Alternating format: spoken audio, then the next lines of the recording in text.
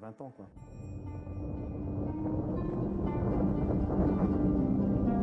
Bien connaître les objets qui gravitent dans la ceinture d'astéroïdes est un enjeu majeur pour notre propre sécurité. Régulièrement, des fragments nous atteignent, plus de 100 000 tonnes chaque année. Ce sont des météorites, des objets pour la plupart de petite taille. Mais il arrive que de plus gros passent entre les mailles du filet.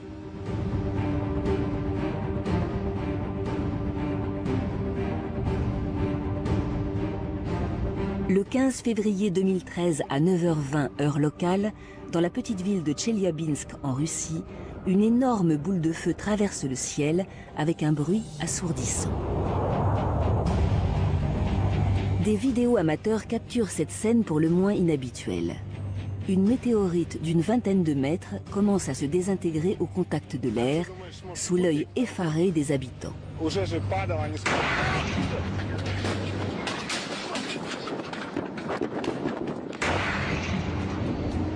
Une explosion de 30 fois la puissance de la bombe atomique d'Hiroshima l'a fait soudain voler en éclats à 5000 mètres d'altitude.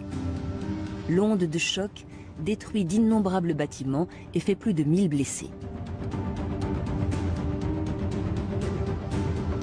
L'un des plus importants débris de la météorite a pu être retrouvé quelques mois plus tard. Un gros caillou d'environ 1 mètre de diamètre et de 570 kg qui, bien heureusement, a fini sa course dans un lac.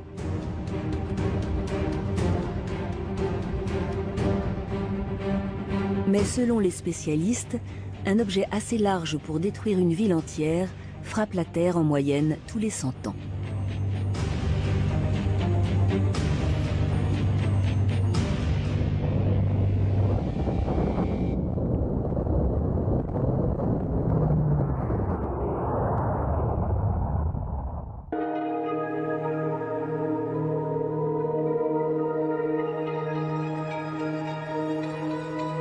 À présent, près de 10 000 astéroïdes ont été détectés dans le voisinage proche de la Terre.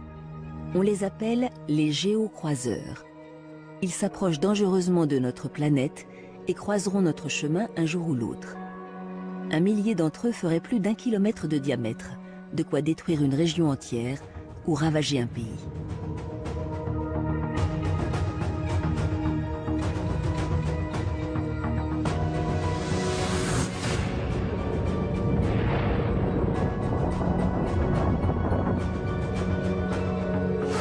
Partout dans le monde, les spécialistes se mobilisent pour mieux anticiper la menace. Quelques mois après la catastrophe russe, l'Agence spatiale européenne a ainsi inauguré un centre entièrement dédié à la surveillance des astéroïdes dangereux, l'ESRIN.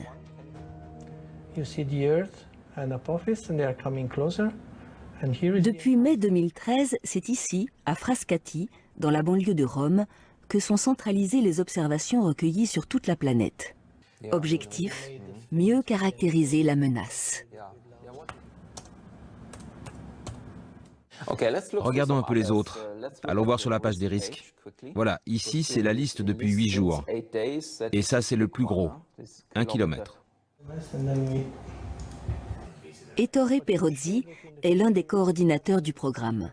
Avec ses collaborateurs, il effectue quotidiennement des calculs complexes pour anticiper le plus précisément possible la trajectoire des géocroiseurs. Une mission délicate, car si les planètes de notre galaxie tournent de manière régulière autour du Soleil, les astéroïdes, eux, suivent parfois des chemins beaucoup plus irréguliers.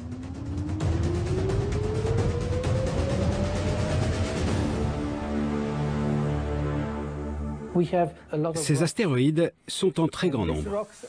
Ils gravitent tous autour du Soleil, tout comme les planètes. Cela peut durer des millions d'années. La plupart d'entre eux ne quitteront jamais la ceinture d'astéroïdes. Mais il y en a certains qui peuvent adopter un comportement chaotique. Ils peuvent en quelque sorte changer subitement de dynamique, ce qui va leur donner une trajectoire très excentrée. Et plus leur trajectoire est excentrée, plus ils se rapprochent du Soleil. Et en se rapprochant du Soleil, ils peuvent ainsi croiser l'orbite des planètes. Dans certaines régions de la ceinture principale, l'orbite des astéroïdes peut être déséquilibrée par la force de gravitation des planètes les plus proches. Ainsi, les objets les plus extérieurs sont soumis à l'attraction de la géante Jupiter et se déroutent doucement vers elle. Pour ceux les plus à l'intérieur, au contraire, c'est Mars qui va jouer son rôle d'appât. De manière continue sur des centaines de millions d'années, ce phénomène perturbe leur trajectoire, initialement circulaire autour du Soleil. Et lorsque leur nouvelle course les emmène à portée de la Terre, le phénomène se répète. Ces astéroïdes deviennent des géocroiseurs.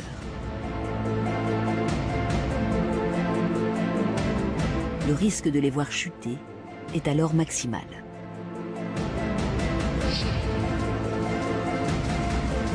À cela s'ajoutent d'autres données encore plus difficiles à estimer depuis la Terre.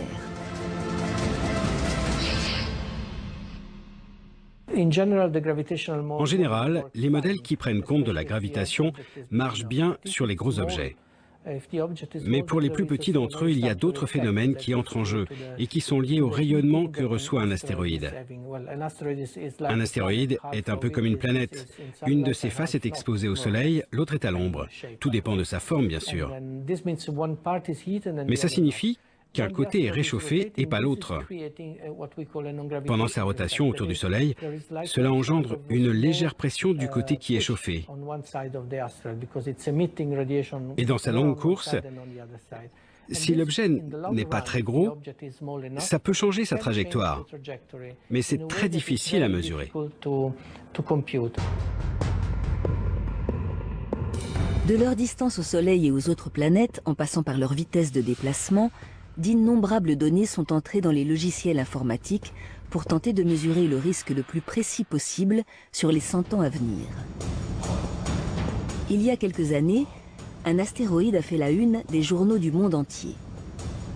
Son nom, Apophis, un bloc de plus de 300 mètres de diamètre qui navigue dans l'espace à 45 000 km/h. Pour Gerhard Drolshagen, en charge du programme de surveillance, lors de sa découverte en 2004, tous les voyants étaient au rouge. Quand on l'a découvert, il y avait une très importante probabilité qu'il frappe la Terre. Ça atteignait à un moment une chance sur 40. Et le danger, c'est que si un objet de cette taille, environ 300 mètres ou plus, touchait la Terre, cela causerait une catastrophe régionale. On peut imaginer qu'un pays comme la France ou l'Allemagne soit complètement détruit. Et cela causerait des dommages dans toute l'Europe si cela venait à se produire. Alors immédiatement, tous les télescopes ont été mis à contribution pour recueillir le maximum d'informations sur son orbite, mais aussi pour mesurer sa taille précisément. Et finalement, nous avons trouvé que le risque de collision que l'on pensait pour avril 2029 n'aurait pas lieu. Mais il reviendra 7 ans plus tard. Et là encore, il y a toujours un risque qu'il impacte la Terre.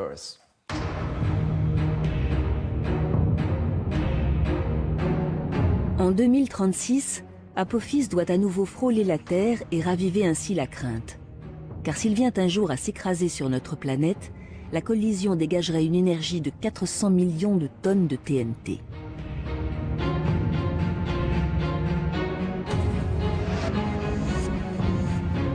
Mais heureusement, pour l'heure, le risque d'impact a été revu à la baisse. Il serait désormais d'1 sur 1 million.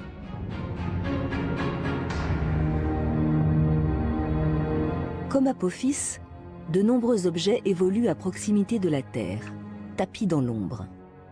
Depuis le sol, 20 à 30% des astéroïdes ne sont pas détectés.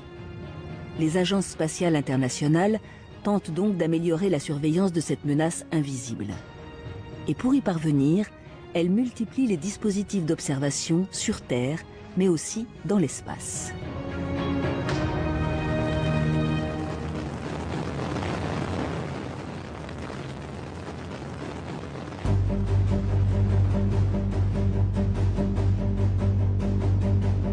En Europe, le satellite Gaia, et avant lui, Hayabusa, la sonde japonaise.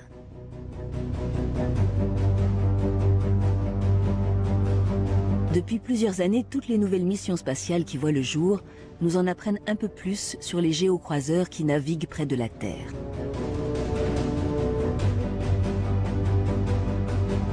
En 2009, à la NASA, les scientifiques du Jet Propulsion Laboratory lancent la mission WISE. Une sonde placée en orbite de la Terre et dotée d'un télescope infrarouge capable de voir dans l'obscurité. À ce jour, elle a détecté 34 000 nouveaux astéroïdes dans la ceinture principale et 135 géocroiseurs au voisinage de la Terre. Dans le même temps, d'autres chercheurs tentent d'anticiper les dégâts que provoquerait une collision.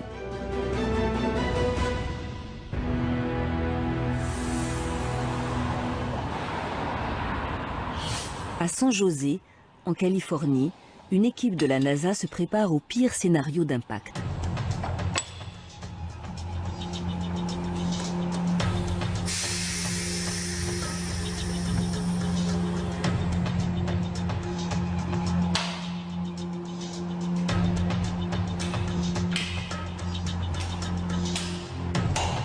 Ce dispositif de plus de 4 mètres de haut a été surnommé le Big Gun, le pistolet géant.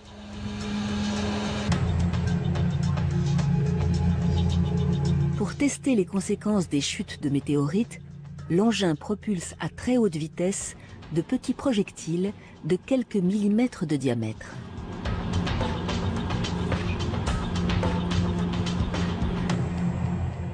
Depuis 33 ans qu'il fait ses armes ici, Peter Schultz est devenu l'expert en balistique des cratères.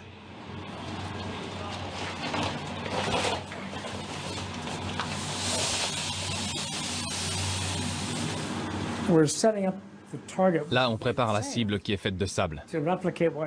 Ça nous permet de reproduire ce qu'il se passe quand on provoque un impact à très grande vitesse. Normalement, ça pulvérise tout. On peut faire ça à petite échelle, mais ça nous aide à comprendre le phénomène à plus grande échelle. Pour ce premier tir dans le sable, le chercheur veut mesurer la puissance de l'onde de choc qui ravagerait la surface de la Terre si un objet venait s'écraser à grande vitesse.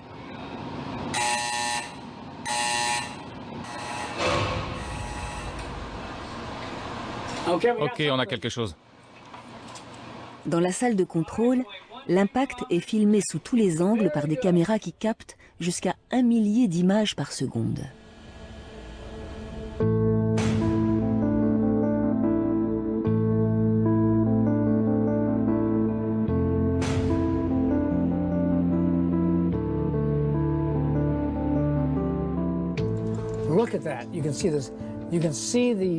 Regardez ça.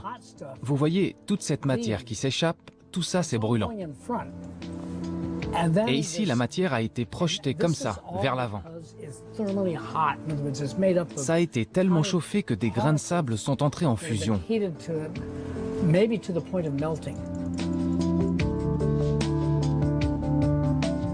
Ce qu'on peut comprendre en capturant chaque étape, c'est que cette matière qui s'échappe le plus vite va pouvoir aller très loin. Donc même pour un impact avec un angle de 45 degrés, il faut s'attendre à beaucoup de matière qui s'échappe et qui touchera de larges territoires à la surface de la Terre.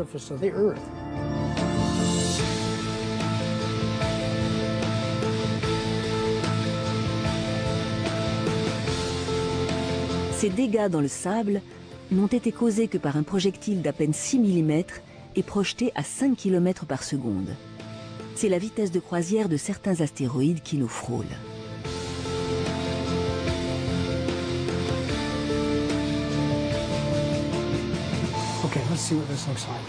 Mais selon la nature du sol, l'impact peut avoir des conséquences très différentes. Peter Schultz multiplie donc les expériences. Ça, c'est un beau cratère. Le test va être reproduit avec un bloc de pierre.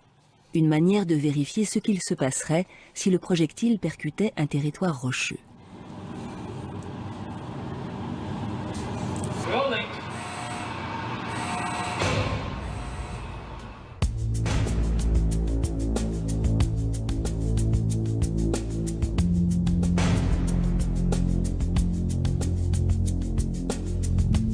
Le choc est si puissant que de gros débris sont expulsés à une vitesse de 54 000 km/h. Et au point d'impact, la température atteint plus de 300 degrés.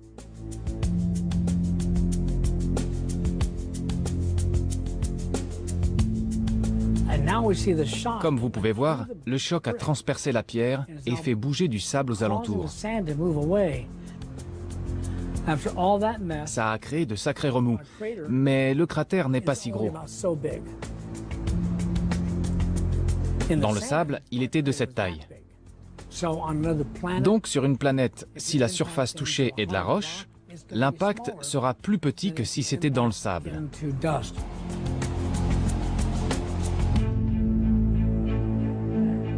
Les résultats de ces expériences menées à petite échelle peuvent être transposés aux conditions réelles. Ainsi, en fonction de la taille d'une météorite, mais aussi de l'endroit où elle tomberait, des mesures préventives pourraient être prises, comme évacuer les populations aux alentours du point d'impact.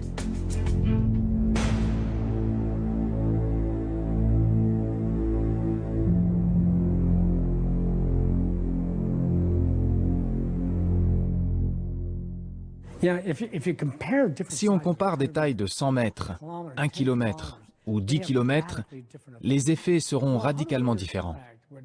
Un objet de 100 mètres va causer un cratère. Il y aura énormément de débris qui vont gagner l'atmosphère.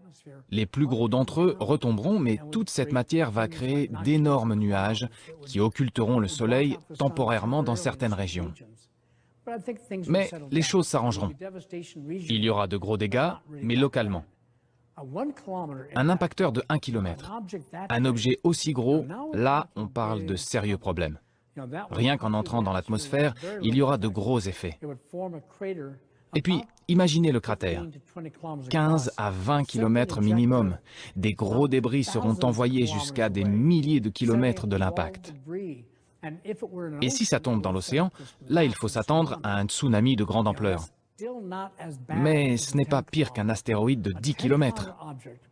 Un objet de 10 km, là on a affaire à un vrai tueur. Ça sera une catastrophe globale majeure. Des comme ça peuvent frapper tous les 100 millions d'années.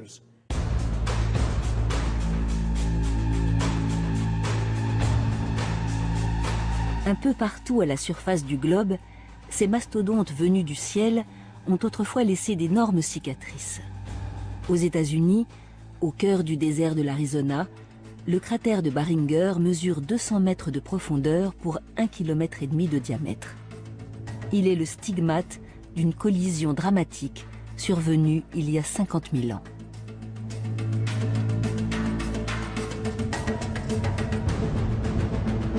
Non loin de là, le cratère du Yucatan est enfoui sous les sédiments et les eaux dans le golfe du Mexique. Il y a 65 millions d'années, une météorite de 10 km a frappé la Terre de plein fouet. Elle engendra des tsunamis et des catastrophes climatiques globales. 60% des espèces vivantes furent alors anéanties. Et le cataclysme sonne à la fin de l'âge des dinosaures.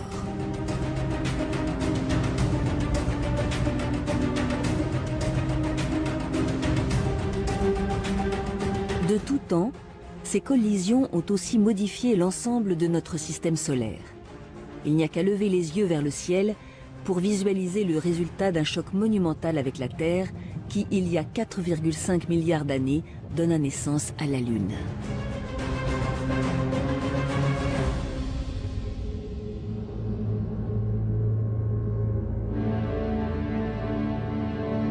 Ces catastrophes passées nous rappellent à quel point nous sommes vulnérables face à ces cailloux tombés du ciel. Mais comment l'humanité peut-elle se protéger? Que faire pour survivre à un impact annoncé? Depuis plusieurs années, la communauté scientifique se mobilise. Son objectif? Mettre au point des dispositifs capables de dévier la course d'un astéroïde tueur. Fin 2013, l'Organisation des Nations Unies a même constitué une équipe de spécialistes chargée de réfléchir aux scénarios les plus réalistes.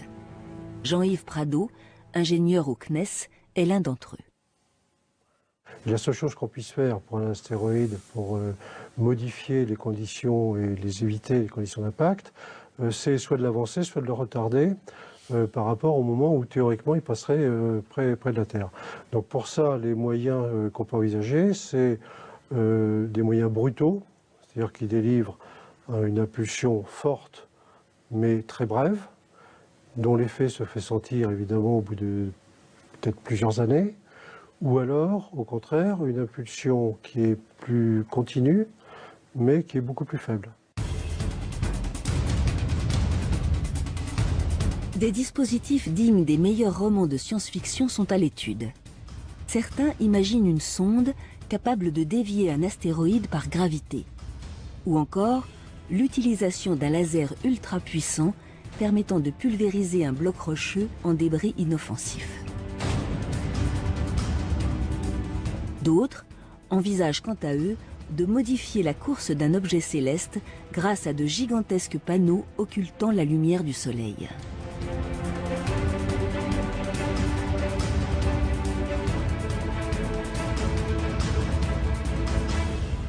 Un astéroïde est chauffé par le Soleil, il n'a pas d'atmosphère, donc les différences de température à sa surface sont très importantes, 400 degrés d'écart entre les points les plus chauds et les points les plus froids. Pour refroidir les parties les plus chaudes, il suffit d'intercaler à quelques centaines de mètres ou quelques kilomètres une surface ou un filet ou quelque chose qui tamise, qui réduise la quantité d'énergie reçue par le sol de l'astéroïde, du Soleil, donc qui permettent de modifier et de refroidir.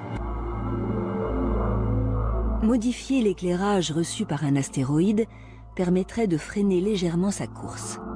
Ainsi, il frôlerait simplement la Terre au lieu de la cogner de plein fouet.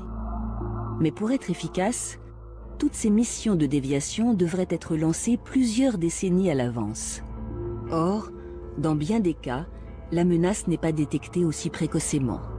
En cas d'urgence, une solution bien plus radicale pourrait être envisagée.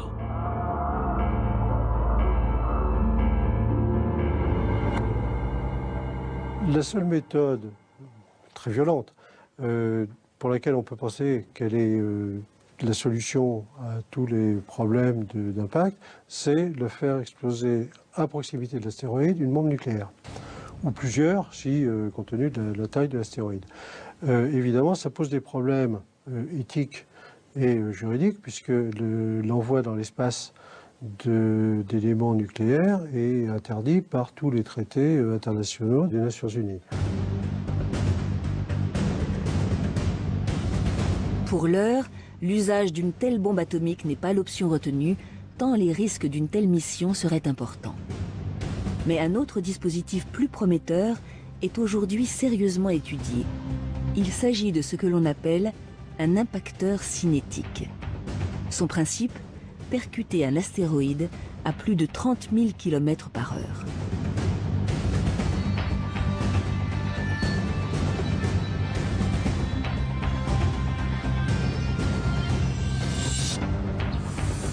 À Noordwijk, aux Pays-Bas, une équipe de l'Agence spatiale européenne est en charge de préparer les plans de ses futurs programmes de déviation. Ici, un premier test grandeur nature pourrait voir le jour d'ici quelques années. Aujourd'hui, des experts venus de toute l'Europe sont réunis pour définir tous les aspects de la future mission. Structure du vaisseau, autonomie énergétique ou encore instruments embarqués. Chaque détail du projet est passé en revue. Ok, faisons un point précis sur la configuration. On peut avoir ce type de proportion, quelque chose comme ça. Une chose que nous devons planifier, c'est d'avoir un bon angle de vue quand l'impacteur sera lancé. Comme ça, même s'il y a une petite incertitude ou une variation de trajectoire au moment de la frappe, on sera toujours sûr de pouvoir envoyer la charge dessus. Peu importe ce qu'il se passe, c'est primordial d'être placé là. Cette sonde modélisée pourrait entrer en fabrication très prochainement. Elle serait la première à partir en éclaireur à la rencontre de l'astéroïde à dévier. Andrés Galvez, le coordinateur du programme européen, vient s'assurer que tout est en bonne marche. La distance d'observation pour toute la mission est de combien? De 35 km. Cette mission est menée en collaboration avec la NASA. elle impliquera 2 vaisseaux spatiaux. Un impacteur de 300 kg nommé DART, qui ira percuter l'astéroïde, et une sonde baptisée AIM. Cette dernière sera chargée de mesurer l'efficacité de la déviation, qui sera alors imperceptible depuis la Terre. Les 2 vaisseaux se rencontreront. Ils ont rendez-vous en octobre 2022. C'est à cette date que DART va frapper, pendant que le vaisseau AIM assistera à l'événement et pourra alors mesurer les conséquences de cet impact. La cible s'appelle Didymos.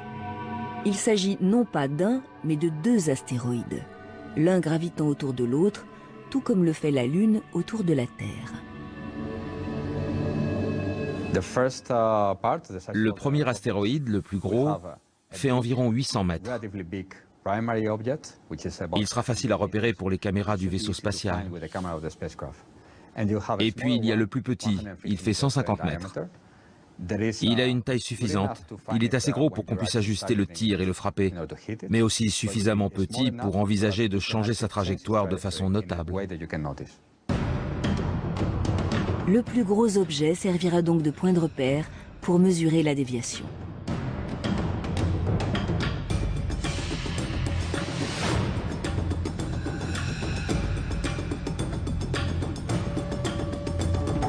Si la mission est un succès, de nombreux autres géocroiseurs pourraient un jour être déroutés, à condition bien sûr qu'ils ne soient pas trop gros. À présent, envoyer des sondes dans l'espace à la découverte des astéroïdes qui nous entourent est devenu quasi routinier. Tout l'enjeu est désormais de parvenir à s'y poser afin d'y effectuer des prélèvements pour mieux comprendre ce qu'ils recèlent. Un projet qui pourrait paraître utopique. Pourtant, depuis quelques années, les missions d'exploration spatiale ont franchi des étapes cruciales. En ligne de mire, d'autres objets célestes, les comètes. Tout comme les astéroïdes, elles sont des reliques de la formation de notre système solaire. Elles sont composées de glace et de poussière et ont déjà croisé la route de notre planète. En 2006, après 8 années de voyage, la sonde Stardust ramène sur Terre des échantillons de poussière captés dans la queue d'une comète. Un exploit jamais réalisé auparavant. En 2014, les astronomes font un pas de plus avec la mission Rosetta. Pour la première fois, ils parviennent à envoyer une sonde en orbite autour d'une comète de 4 km de diamètre et à 434 millions de kilomètres de la Terre. Grâce à l'atterrisseur Philae, les scientifiques espèrent collecter des données inédites. En effet, sur ces comètes, comme sur les astéroïdes, se trouvent des éléments particulièrement recherchés dans le système solaire, de l'eau et de la matière organique. Ainsi, au cours de l'histoire, ces bombardements ont aussi été providentiels, apportant sur Terre les ingrédients essentiels à l'apparition de la vie.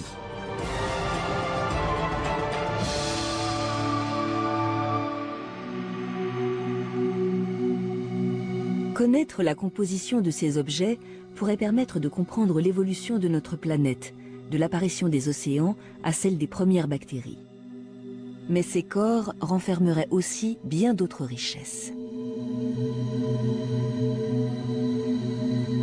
Pour les étudier, les scientifiques disposent d'échantillons à portée de main, des météorites ramassés aux 4 coins du monde.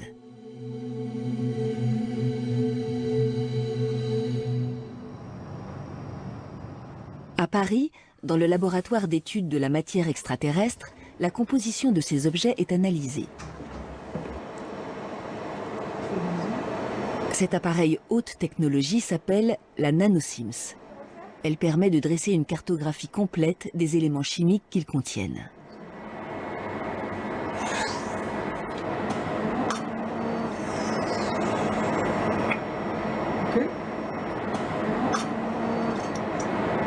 L'échantillon est mis à l'intérieur. François Robert, le responsable de l'équipe, vient faire le point sur les premiers résultats. Ça c'est tous les résultats de la nuit. Intéressant, ouais. Et là, ça commence 8-10-5 et ça finit 8-10-5. Le nickel, c'est à peu près la même concentration dans la théanite et la calcite. Non, c'est pas obligé. Du nickel, du platine, du palladium. Tous ces éléments qualifiés de métaux rares sur Terre sont très souvent décelés dans les météorites. Et les concentrations de ces éléments s'avèrent bien plus importantes que dans les roches terrestres.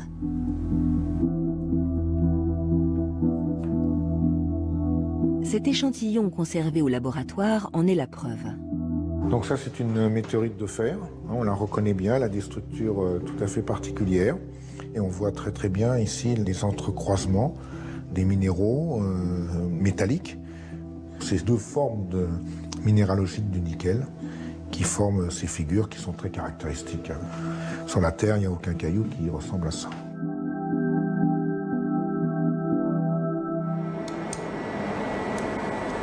En effet, il y a 4,6 milliards d'années, lors de la formation de la Terre, ces métaux ont migré vers le noyau de la planète. Aujourd'hui, le métal qui est contenu dans les météorites, il est au centre de la Terre. Il n'y a pas beaucoup de métaux précieux sur la Terre, parce que tous les métaux précieux vont avec le métal liquide. Donc, quand le noyau de la Terre s'est différencié, il a coulé au centre, et il a emmené avec lui tous les métaux précieux. L'or, le platine, le palladium, le ruthénium, tout ça est au centre de la Terre aujourd'hui. Donc c'est pour ça qu'ils sont précieux d'ailleurs, parce qu'on ne les trouve pas beaucoup à la surface. Dans les météorites, ils sont présents en abondance qu'on appelle l'abondance solaire, c'est-à-dire une abondance 100 à 1000 fois quand même l'abondance des roches terrestres habituelles. Tous ces éléments sont présents dans nos objets quotidiens, les batteries, les smartphones ou encore les ordinateurs. Mais à la surface de la Terre, les faibles ressources minières s'épuisent inexorablement. Une solution serait donc de pouvoir les exploiter directement dans les astéroïdes. Certains d'entre eux pourraient être des blocs de métaux purs, avec à leur surface des concentrations d'or et d'argent et de bien d'autres éléments rares dépassant largement les ressources terrestres. Aux États-Unis, plusieurs jeunes start-up se sont lancés dans ce bon filon. La société Planetary Resources compte parmi ses investisseurs le cofondateur de Google ou le cinéaste James Cameron. Elle lançait en 2012 son premier clip promotionnel vantant un projet fou. Planetary Resources veut rendre accessibles ces ressources naturelles en faisant de l'extraction minière sur les astéroïdes proches de la Terre. Installer des mines sur un astéroïde pour en exploiter le métal et le commercialiser sur Terre, cette entreprise n'est pas la seule à y penser. Elle compte une principale concurrente, Deep Space Industries.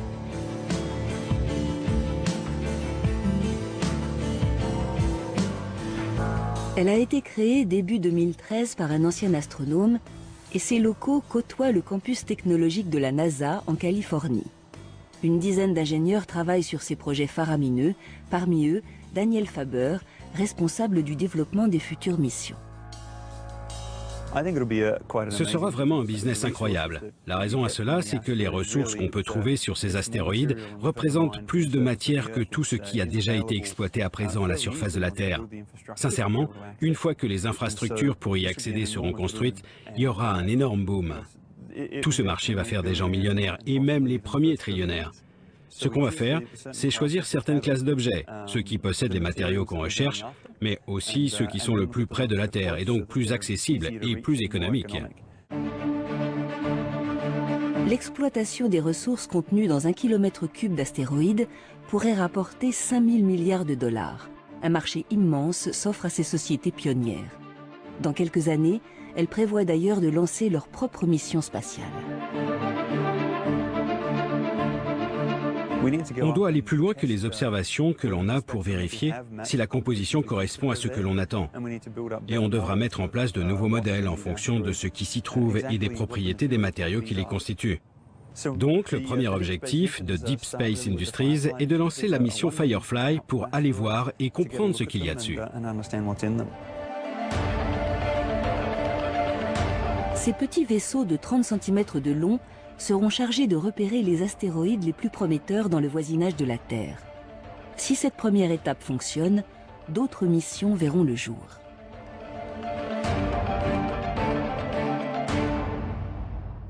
Ensuite, on lancera la mission Dragonfly. Cette fois, il s'agira d'aller prélever des échantillons et d'être capable de ramener des morceaux entiers sur Terre. Par la suite, on travaillera avec des morceaux de plus en plus gros. Au-delà de ça, on pourra passer à la phase d'extraction et en ramener des milliers de tonnes. Mais pour que ces astéroïdes deviennent le nouvel Eldorado tant attendu, il faudra parvenir à dépasser un obstacle de taille, le coût exorbitant des missions. Il se chiffre en milliards de dollars. À l'avenir, tout l'enjeu est de minimiser les dépenses liées au décollage depuis la Terre.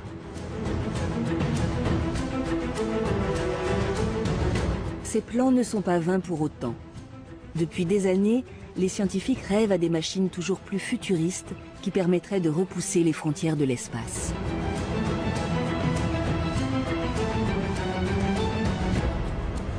Pour Christophe Bonal, expert au CNES, s'affranchir de la gravité est un enjeu fondamental pour les futures missions spatiales. Pour cela, l'un des projets phares serait de construire un ascenseur géant.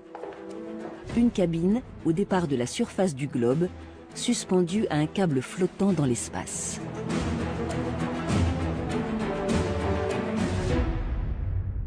Le concept, c'est pas on monte pas une tour depuis la surface du globe jusqu'à l'orbite. Au contraire, ce qu'on fait, c'est on place un gros satellite géostationnaire. Donc géostationnaire, c'est-à-dire qui semble fixe par rapport à la Terre, qui tourne en même temps que la Terre, donc à 36 000 km d'altitude, au-dessus de l'équateur. Voilà. Et à partir de ce satellite géostationnaire, on fait descendre un câble qui va descendre jusqu'à la surface du globe. La surface du globe, on l'accroche, par exemple, sur une plateforme pétrolière. Ce câble, qui mesure pas moins de 36 000 km de long, est extrêmement lourd. À cause de la gravité terrestre qui l'attire vers la surface, il ne pourrait pas rester tendu en altitude bien longtemps. Pour éviter qu'il ne tombe, un objet suffisamment massif et placé hors de portée de l'attraction de la Terre pourrait être utilisé pour faire le contrepoids.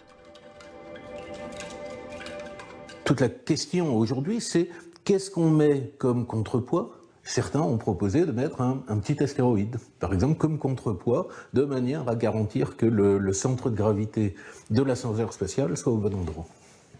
Donc, au fur et à mesure qu'on monte sur ce câble, on va aller de plus en plus vite, et il y a une altitude où, mais si on part de cette altitude-là, on est éjecté vers la Lune. Il y a une autre altitude où, si on part de là, on est éjecté vers Mars, autre vers la ceinture d'astéroïdes et autres. Donc, quelque part, c'est un rêve un petit peu utopique, mais c'est un rêve de porte ouverte vers l'espace. Dans plusieurs décennies peut-être, cet ascenseur pourrait offrir une multitude de nouvelles possibilités. Envoyer du matériel dans l'espace et rendre viable l'exploitation des minerais sur les astéroïdes.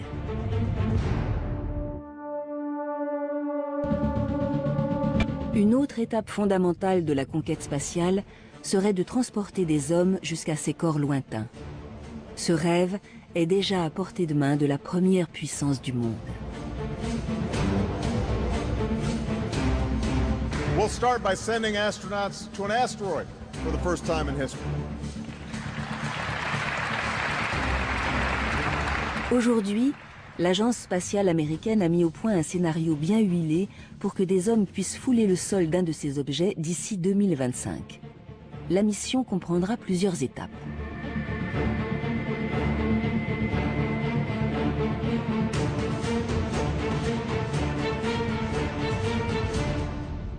L'idée serait de capturer un petit astéroïde, on parle de 7 ou 8 mètres de diamètre, l'enfermer dans une espèce de filet, faire toute une trajectoire extrêmement complexe pour l'emmener à proximité vers chez nous, typiquement autour de la Lune.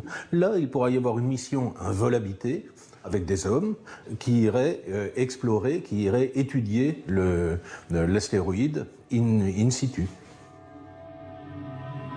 Un vaisseau qui prendrait dans son filet un astéroïde pour le tracter jusqu'à un point donné. Un tel projet semble tout à fait réalisable pour ce spécialiste. La mission en elle-même est extrêmement ambitieuse parce qu'extrêmement complexe, mais ne s'appuie que sur des technologies dont on dispose déjà aujourd'hui. Hein, c'est le lanceur lourd SLS est en cours de développement en ce moment. Son premier vol est prévu, je crois, en 2019. La capture de l'astéroïde proprement dit est un peu complexe, mais fait appel qu'à des techniques qui sont déjà connues. Donc, il n'y a pas réellement de difficultés autres que financières et décisionnelles et politiques, comme d'habitude. Déjà, des sessions d'entraînement en apesanteur sont organisées pour préparer les futurs astronautes à des conditions qui ne ressembleront à aucune autre. Des températures extrêmes, une force de gravité proche de zéro et des dizaines de mètres cubes de roches à explorer. Si cette mission voyait le jour, ce serait une toute nouvelle ère de la conquête spatiale qui s'offrirait au monde entier. En fonction de ce qu'on arrivera à trouver sur les astéroïdes, au fur et à mesure qu'on va aller les explorer, on pourra imaginer des scénarios permettant de se servir des ressources de ces astéroïdes. Je sais pas, peut-être qu'on peut récupérer de l'oxygène, voire de l'hydrogène, faire des carburants pour fusées, par exemple. Donc là, on pourrait imaginer de se servir des astéroïdes comme point intermédiaire vers des missions beaucoup plus lointaines et sur lesquelles on pourrait faire le plein, hein, ni plus ni moins. C'est crédible, c'est pas demain. Dans le futur, les astéroïdes seront de véritables tremplins pour les missions spatiales. Ils pourraient fournir un ravitaillement aux vaisseaux en route vers des contrées lointaines de l'espace et combler les carences minérales de la Terre grâce à leur abondante richesse.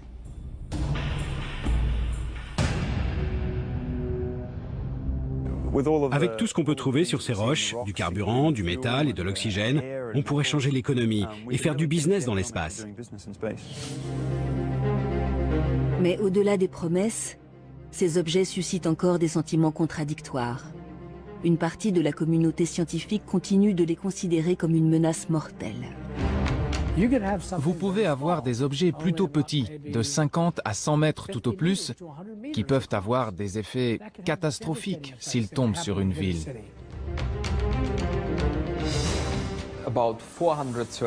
Environ 430 géocroiseurs sont connus et pourraient potentiellement frapper la Terre dans les 100 prochaines années.